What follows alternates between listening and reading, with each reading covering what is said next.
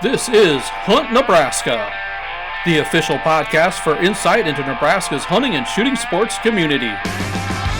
Be sure to give us a follow on Facebook, our space for sharing stories, information, tips, and techniques. Now, Hunt Nebraska.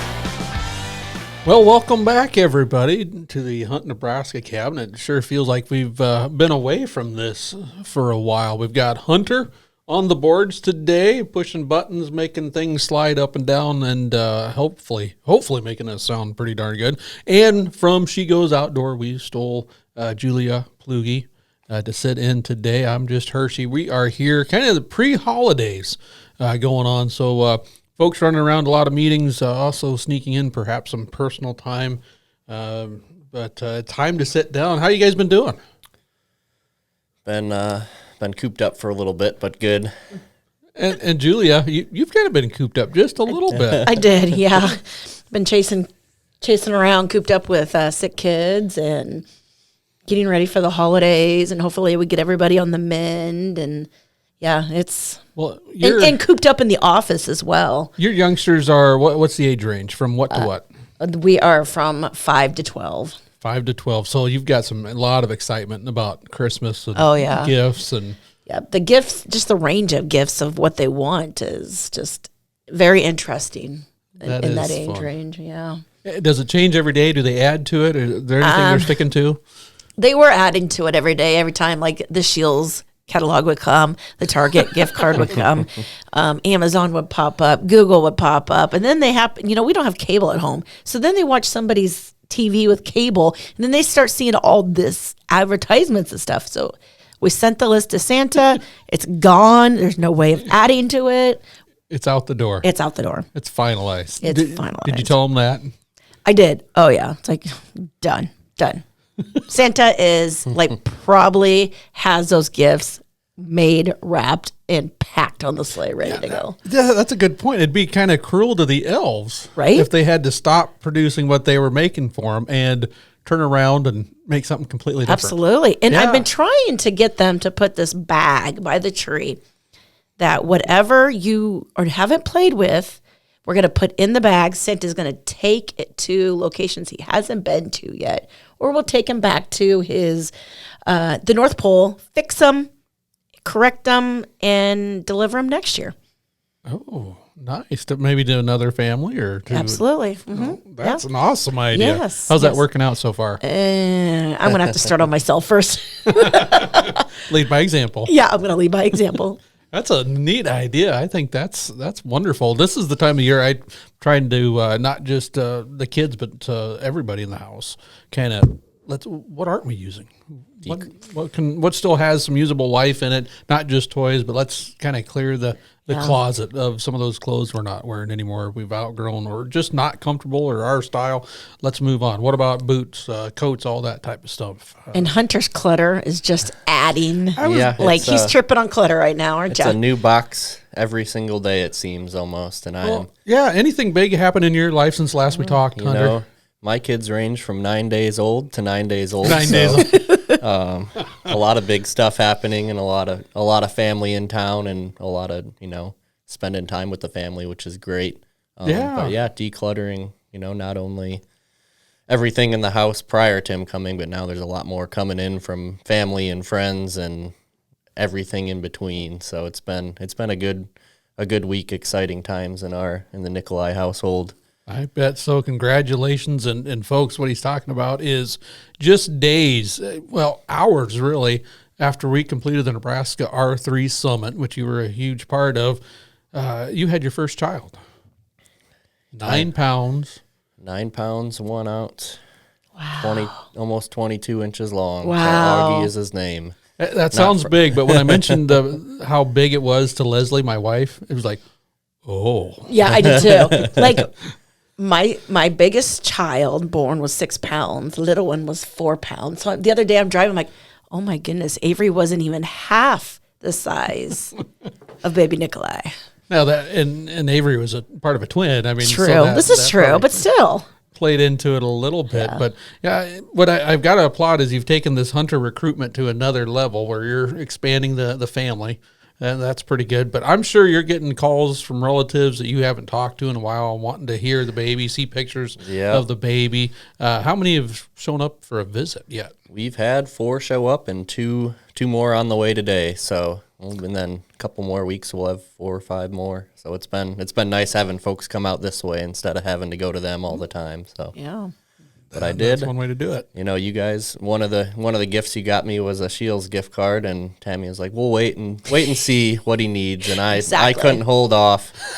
I made a purchase and got him his first camouflage onesie, nice Carhartt warm onesie for the winter, and also some infant earmuffs. So his ears are going to be protected for whatever we're doing for now. So good move. Yeah, good move, definitely.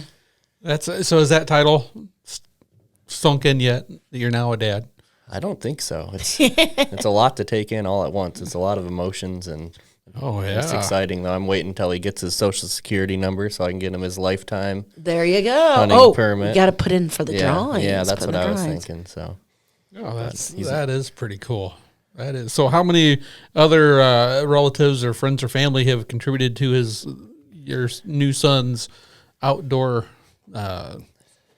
future, I guess? Oh, he's got quite a bit already, from the full bib onesies to camo pattern spit up rags and all that type of stuff. So he's well on his way. I think it'll grow at his first birthday a little bit too, when he can actually move around a little bit more. But I like it. Camo spit up rags. I don't think that was much of a thing when our kids were that little. It's amazing how many, you go online on Shields or Cabela's and what they make for infants and newborns even.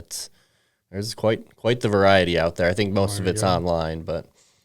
Wow. So, I mean, kind of walk us through. Julia and I haven't heard the full story of the first, signs that labor was taking place and stuff. I mean, we wrapped up on Friday afternoon, the hunting, angling, boating, parks, shooting sports, recruitment, retention, reactivation summit that, you two are a huge part of. How far after that? I mean, you got at least Saturday. Did you enjoy your Saturday? We got nice, through relaxed? Saturday. Yeah, it wasn't until Sunday evening that she started showing some signs. We were kind of hanging out, watching some Sunday night football, and she started feeling it a little bit. And we, every once in a while, the early pre-labor, I think they call it, and then Monday morning, 2 a.m., she wakes me up, and she's really feeling it then. So she tried to hold out as long as she could at home, because she knew once she got to the hospital she'd be in bed laying down, and that wasn't comfortable for her. While. So, but strapped in and ready to go. So who was playing that football game? I don't remember. You don't remember? Oh, wow.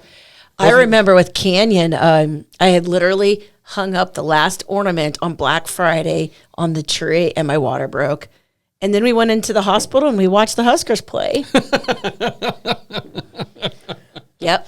I'll remember that football game. It was your team. I'm guessing that means it wasn't the Packers. No, it wasn't the Packers. Tammy and Hunter were watching. Once we got to the hospital, I had probably 5 or 6 cups of coffee, because I was trying to stay awake and deal with all the excitement and emotions, but it came pretty quick. Just have coffee on hand. Yeah.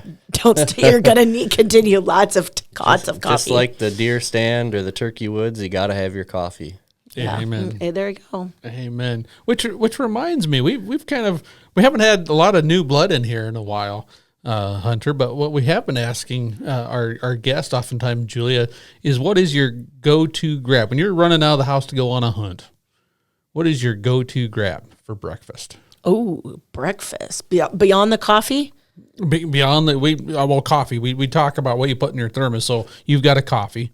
Does stopping at Casey's for a piece of breakfast pizza count? That'll count. Okay, that's it. That's my go-to. That's a good one. Yeah, that's a good one. Or just like a breakfast burrito. But if the Casey's opens on my way to the pasture ground, like I want to say like 5 a.m., if not 4:30, perfect timing to run in and get a fresh slice.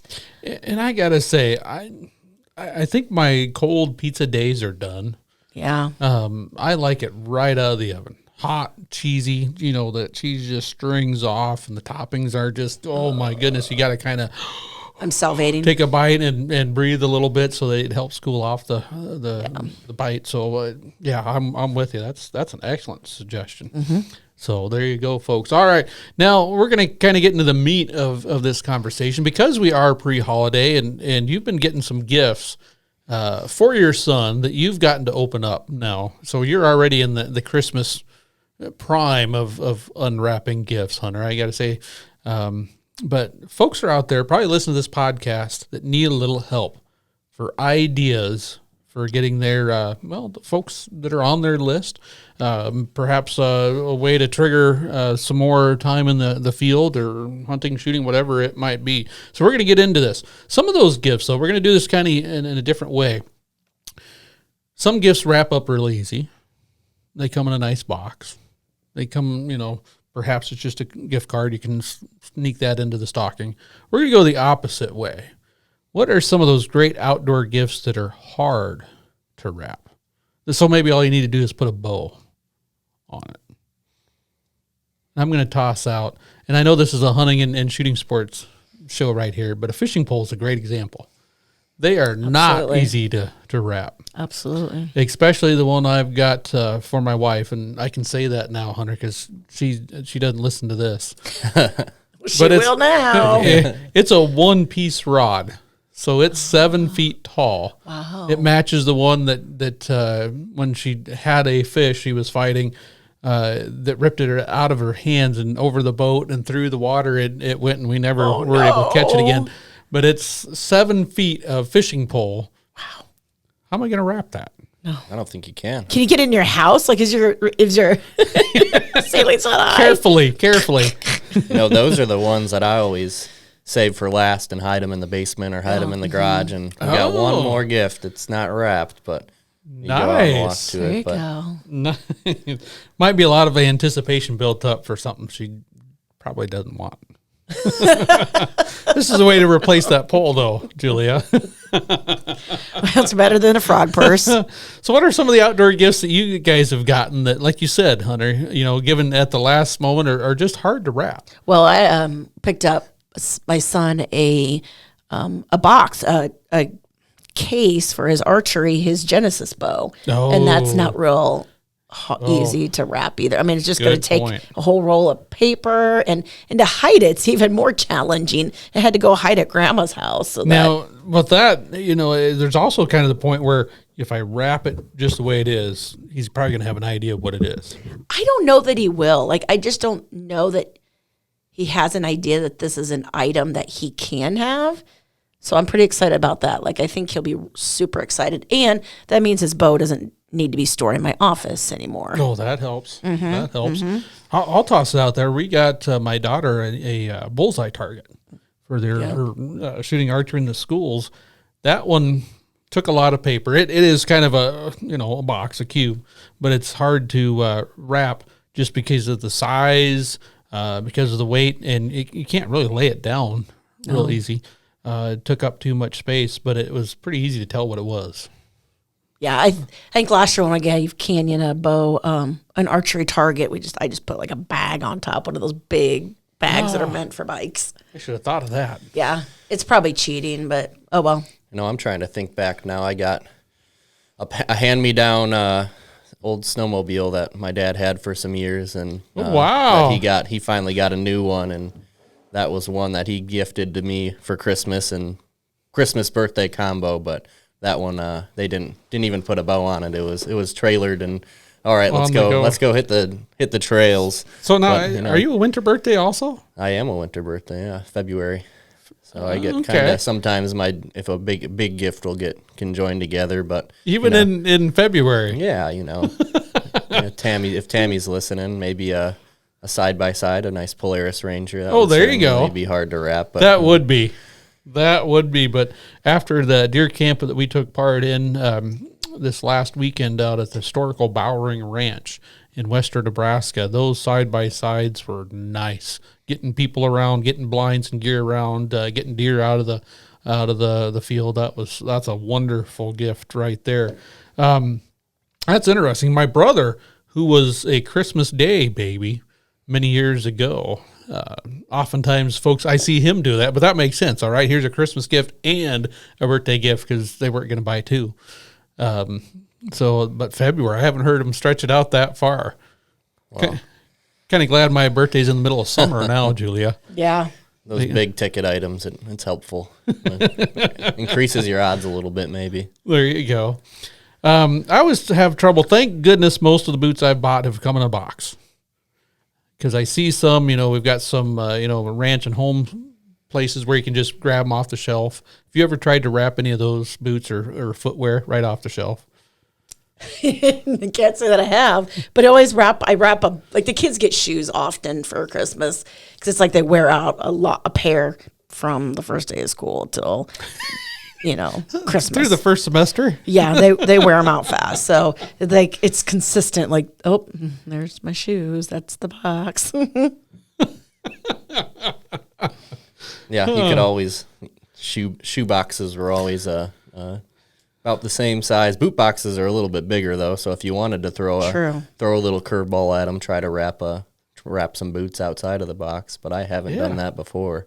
No, I wrap just one boot. Just wrap one boot. Just one boot. They have to go find the other one. Normally you're trying to find one shoe in my house. Well, and I was going to say my kids are probably used to that because you will see one by the back door and then one somewhere between wherever they were headed and the back door, whether that was their room, downstairs, the restroom, whatever. The other pair of that footwear gets kicked off halfway in between as they're doing the hopping thing. Well, nowadays, everything, you buy something new, you buy a gun new, you buy a blind new, it all comes in a big box. And the biggest challenge, like you said before, is trying to get enough wrapping paper to get around that or taping it all together to get it so you can't peek in the corners. But, gifts that are maybe used or bought resale or they're not in a box, like a gun could be, that's certainly a giveaway. I know when I got a Red Ryder BB gun, even in the box, something that long and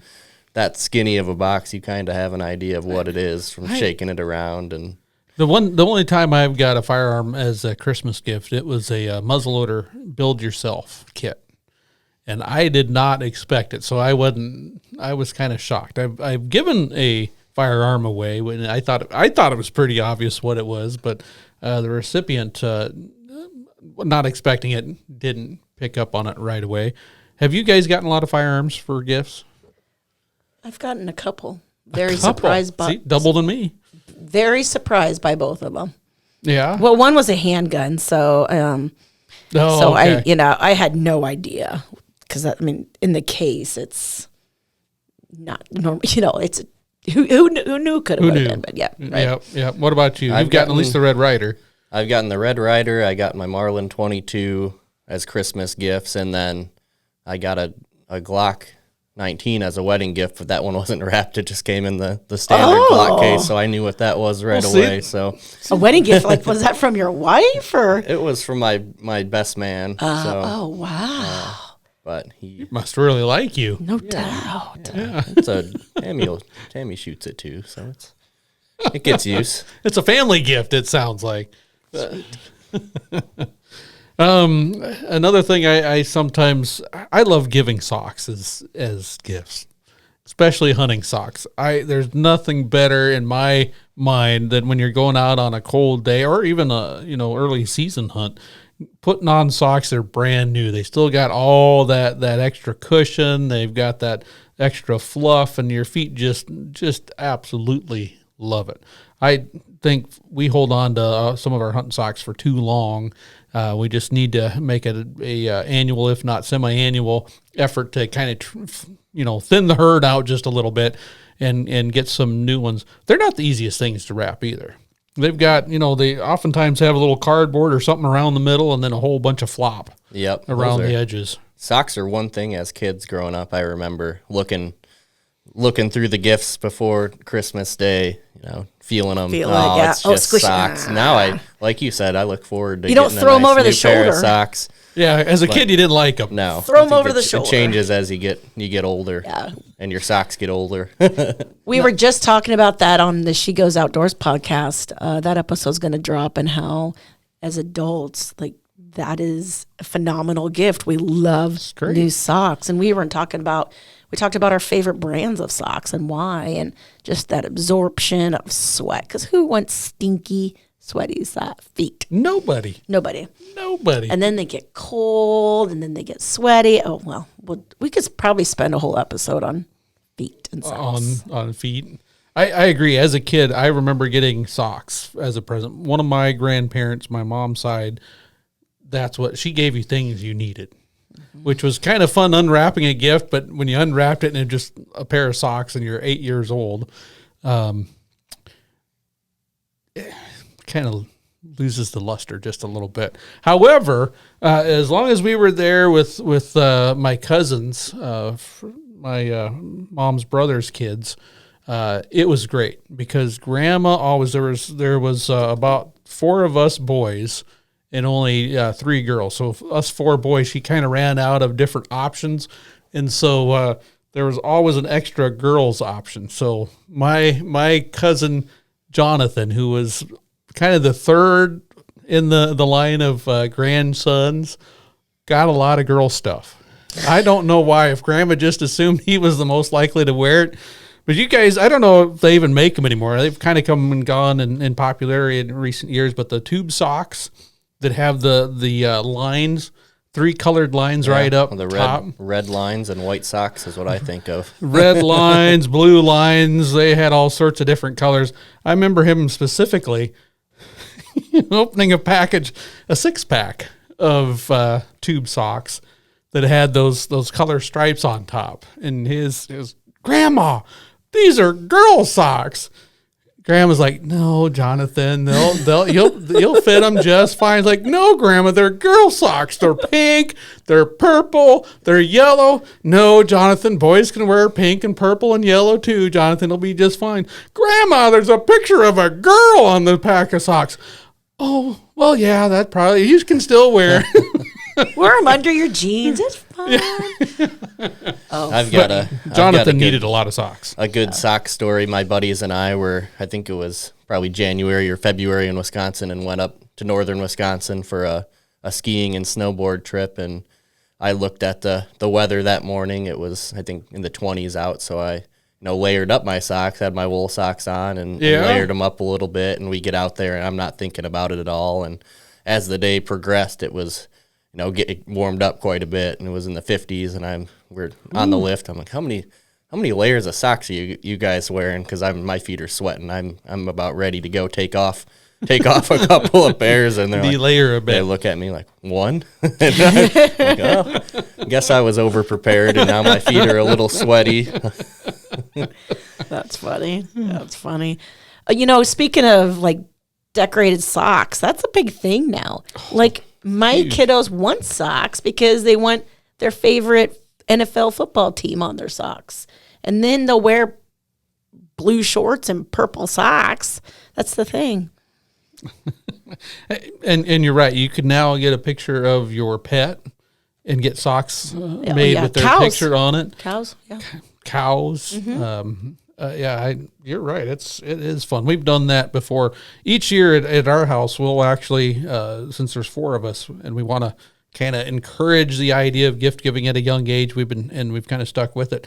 Is we kind of pick something that you can get the other people in the family. We've done T-shirts. We've done socks. And we've got a rule in our house: every time you unwrap a Christmas gift that has a pair of socks in it, you've got to switch out what you're wearing and put on the new ones, which makes for fun. People getting socks. This year's a little bit more challenging. We decided that we all drew a letter, and now the gifts that the other 3 are going to give us have to match that letter. Oh. My wife got the letter O. Oh. Yeah, exactly. I am not sure there's a lot of related outdoor things. Oh, it has to unless be I can just related. do themes and maybe go ground arching. This is for an outdoor gift. I might be in trouble. Brand. I mean, there's brands that start with O. Such as a hand warmer brand that starts with O. Let me get the Google machine out. I'm struggling to think of anything that starts with O. That I know. Use. An oar. You can get an oar for your canoe. Oh, okra. There's not as many O things as I thought. Now, my one son, or my only son, he got the letter T, which there's everything. I can think of all sorts of different things. The only thing I can think of for my daughter in A is an axe. Oh, what is that word? Say that word. Okapoa quick charger hand warmers. Oh. Let me to send that to Don't your send wife. it to Leslie. Send it to me because I got to get it for a gift. Oh, well, yeah. Yeah. In fact, someone in my house is getting those too. Oh, all right. Yes. All right. There you go. There you go. Hope nobody got the letter X. No, they didn't. We pulled out the letters Q, Z, maybe X. That's boring. As well, but it's just kind of tough. I got, I think mine is R, Leslie is O, Logan is T. That's the easiest, and Emma got A. But then we've got it matched up. So we'll see how that goes. Other gifts, other outdoor gifts that you guys remember growing up or that you've gotten recently. I know I love, since I am in Nebraska by choice, and I'm at that high peak still as far as lifetime permits, I like getting my hunt permit every Christmas. That way I don't have to think about it come the calendar flip just a week later. And this year I'm kind of hoping that one thing I do want to see is a hard card. One of the new options, so I can keep track of it a little bit better than a piece of paper. Yeah. You know, I jumped the gun. I should have waited. I jumped the gun and got my permits already. Did you really? I wanted to get the hard card, and for those viewing on video, you can see the pheasant themed hard card. They're pretty cool looking, and I think there's a fishing themed one too. But also wanted to test out that the new auto renewal option and got that all set up and ready to go. But it's working. It's set up for next year, so you gotta make one purchase and then set it up, and you'll get reminders on it if you want to change it ever later. But oh, that's nice. Yes. See, I like that, folks. For many years we had handwritten, and then we went digital as we caught up with technology, and you could just buy things online, and you printed it out yourself. Now you've got the ability to, just carry it around digitally in a lot of cases. Not all cases, not all permits are legal that way, but the small game or the general hunt permit habitat stamp is, which is kind of nice. But that hard card, there's just something appealing to it. Now, I will say this brings up a little bit of a sore subject. Seeing that picture of the pheasant. So this morning I was coming into work, grabbing some things, happened to glance over by the what do I want to call it? The hamper, the clothes hamper, where you toss the clothes that you wore the day before. Would you wash? And I didn't wash anything. That one probably, the hard card probably go through the wash. Okay, now you mention it.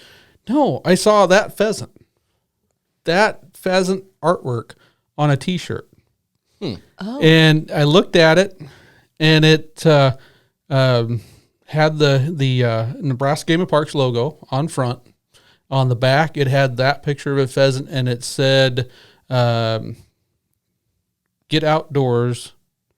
outdoorsne.com. Go outdoors. Wow, some new website swag. .com, and that takes you right to the new permit site. I hadn't heard that we were printing up T-shirts, and nor have I gotten one, but Leslie, my wife, somehow ranks better. Wow. Yeah. I can see that. Maybe that's your gift. It's in medium. I checked. So it's not going to fit me well, but I will wear it. I will wear it. When it comes out of the laundry clean, I'm going to wear it in protest. I would. And then walk over to our budget and fiscal department and say, I need a different size. Too many Christmas cookies. No exchanges allowed. But anyway, that's a good one. I know we've got just a little bit of time here as we kind of make this a shortened one, but what are you guys going to do outdoors? I mean, we're in December and the weather is changing. We've got a blizzard out in western Nebraska going on right now, continuing.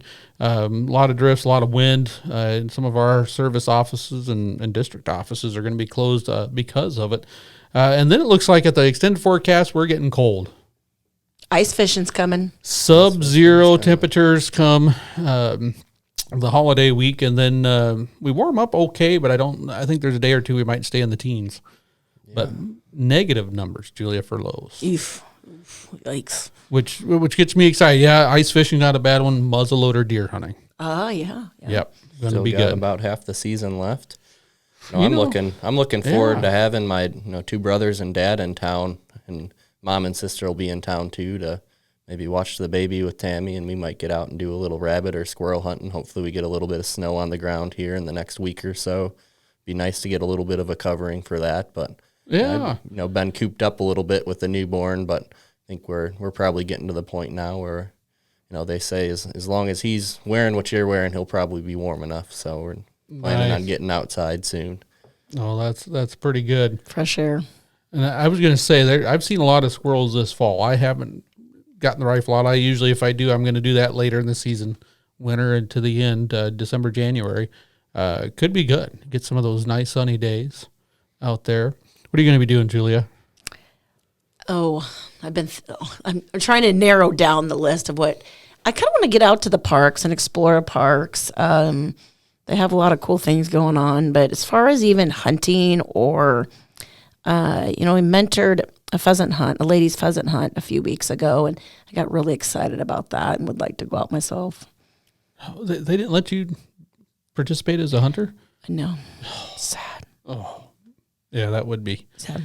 That's one of those yes. Well, like this last weekend, our hunt at the Bowering Ranch. For new hunters, we had a neat mix of youth hunters that hadn't ever taken a deer with the muzzleloader, and we had new ladies. Actually, I think all of them are pretty new to deer hunting, period. Out there, some adult ladies from our Becoming an Outdoors Woman program here in the state of Nebraska.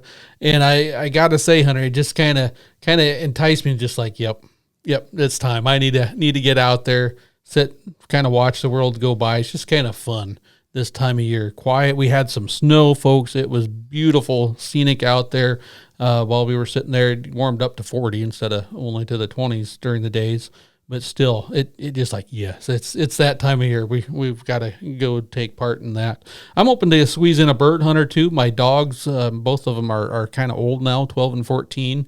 So they're slowing down. It's going to be a short hunt by all a stretch of the imaginations, but it's if there's a bird that matches winter in the stark contrast to white, like you said with the snow, it's the bright colors of that rooster pheasant popping up through the grass. So I'm with you, Julia. I'm with you. Not only is seeing it done, he just gets you more excited about it, but pheasants and winter to me go hand in hand pretty good. The exercise as well. You need the exercise to get out and you're moving. And after all those Christmas cookies, you need the exercise of pheasant hunting. It definitely helps. Even a little walk after some of those big meals is probably a great idea rather than just the couch sitting down there. Now, you kind of talked about this. So how do you guys stay warm when we're talking the temperatures that we are? I mean, it's one of those challenges that, hey, it's cold outside. It gets a little easier to stay inside where those Christmas cookies are. Yeah, just a little bit more. But what do you guys do to stay warm? Well, I start by warming up the truck so I'm warm when I get in it. Good call. Start that before I get dressed even sometimes. Oh, I wish that helped me at all. Folks, I've got an old Ford that has no heat. Absolutely not. My wife was very generous, and a couple years ago we got some electric seat warmers that you plug into the old cigarette lighter, or the 12-volt port, I guess you have to call it now since they're not cigarette lighters. And that helps. But it doesn't get that cab to 70 degrees. It gets your backside to at least, I got to say, it keeps your whole body just below the frostbite stage, but there's times where it's going to be the temperature that it is outside. You get your shock right away then, not when you get out of the car, but when you get in the car. No, you got to dress for the hunt when you're jumping into the truck. In my That's place. all right. I mean, you might as well accustom to it fast. Yeah, roll your window down so we warm up. No, I'm the other way. I usually get my sweat wicking base layer on, and if that's all I need to wear in the truck, I like to wear that so I don't get too hot on the ride to wherever I'm hunting, and then I'll throw on my insulating layer and then my windbreaking and layer on top of that. And it took me some time. I don't remember learning in hunter education in Wisconsin about dealing with the elements. I'm sure it was in there, but it takes a little bit of trial and error to find out what works for you and what you need to have in the pack and what you need to wear in the vehicle and even on your walk-in to whether you're sitting or driving pheasants. So how many pairs of socks do you wear now?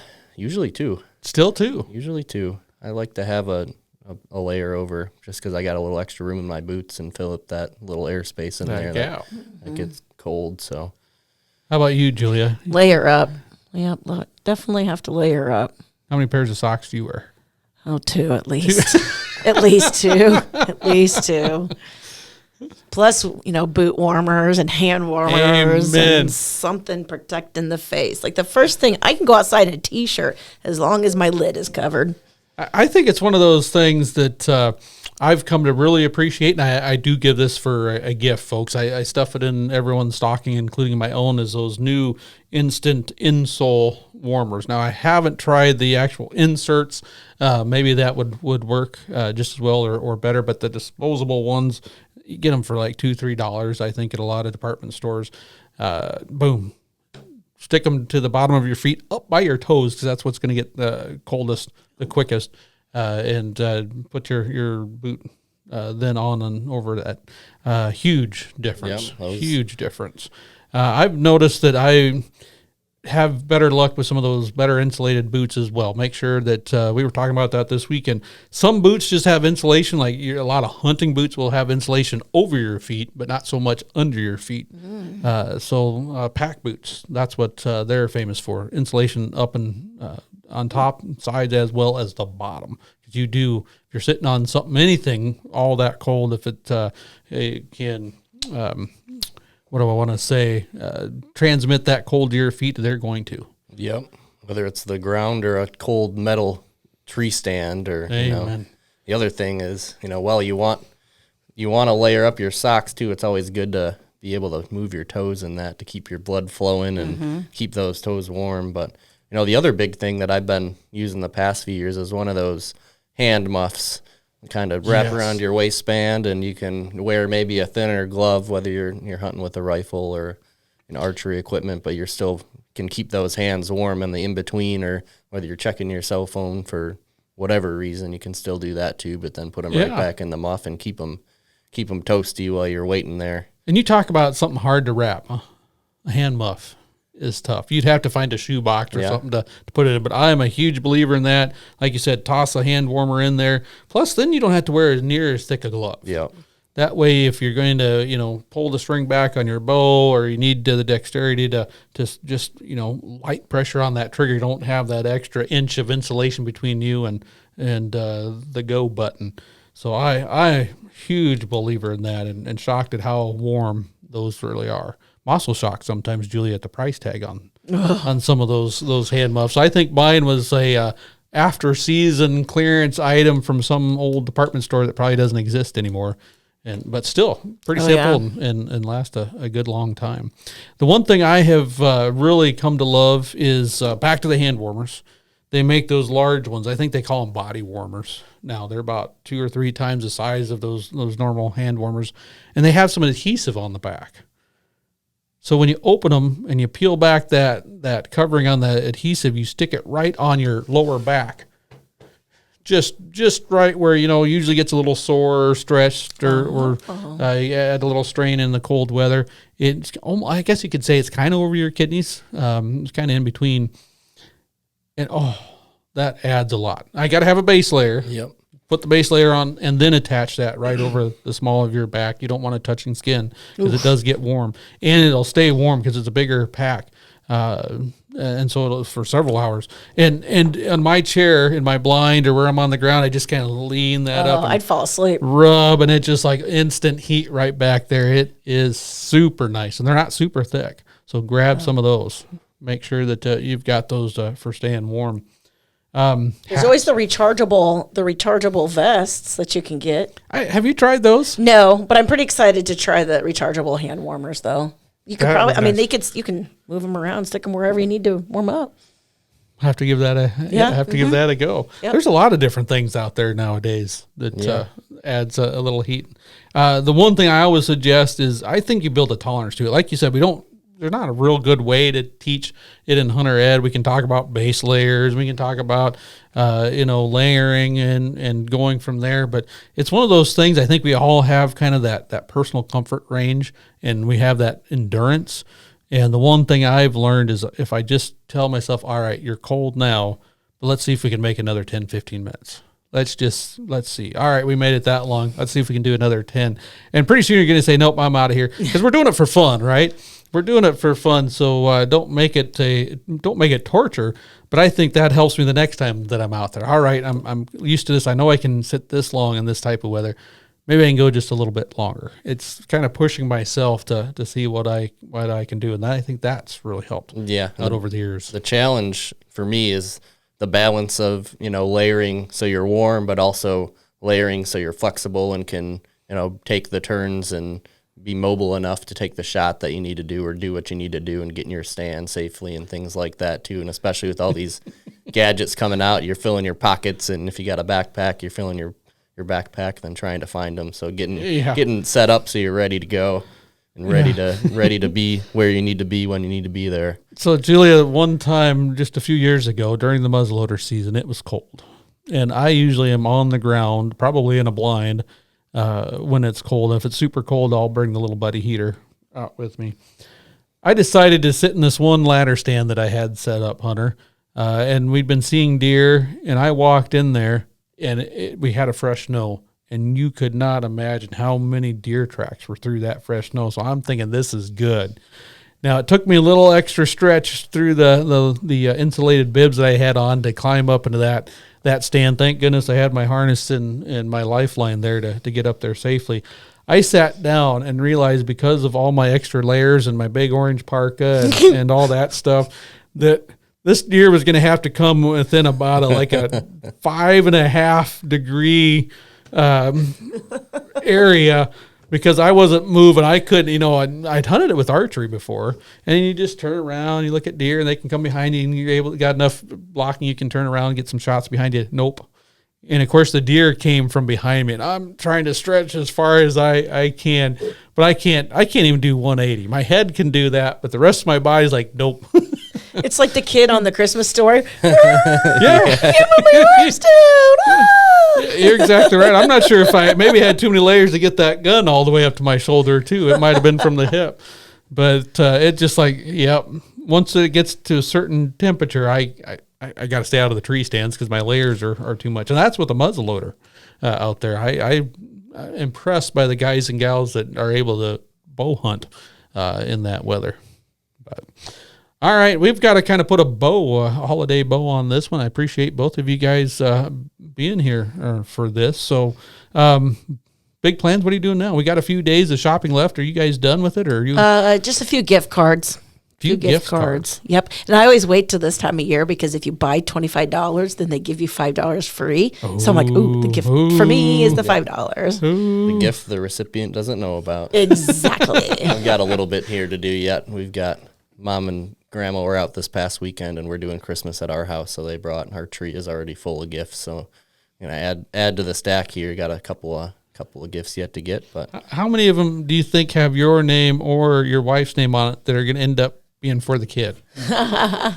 I don't know. I think Santa's going to make an appearance, so I think it'll be mostly his name. But oh, wow. There you go. We'll hope he shows up. Yeah. Well, folks, we appreciate you inviting us into your office, your home, your house, your car, wherever you might be. Be sure to give us a subscribe or a big thumbs up. Make comments below so you know when the next episode of Hunt Nebraska podcast drops. Until next time. Hunt Nebraska, brought to you by your Nebraska Game and Parks Commission.